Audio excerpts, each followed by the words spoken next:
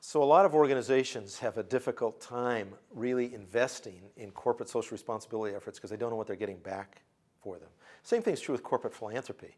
You know, we make these donations, we make these social investments, and there's no really way of knowing what the payoff is. And there's a lot of work that is going on in this area right now, but I try to keep it simple, and I would say that there's some ways that you can know. The first way is to think of it like the socially responsible Olympics. In other words, there are all these people that you're trying to serve. Whenever you do corporate social responsibility, there are employees usually involved, there's the public that's involved, there may be customers involved.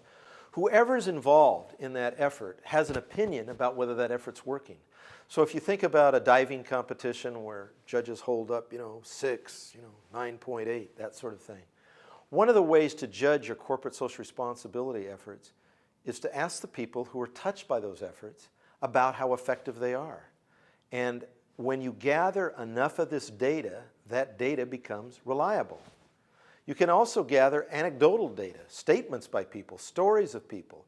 Again, when you gather enough anecdotes, those anecdotes collectively become data. Another way of doing it is to apply some of the scientific tools of Six Sigma or TQM. In other words, you can measure how efficiently you're delivering whatever the social benefit or environmental benefit that you're getting by using some simple tools that already exist. You can measure how much waste, how much defect, how much lack of focus is going on, and what the quality of those efforts are qualitatively, pretty easily with these tools.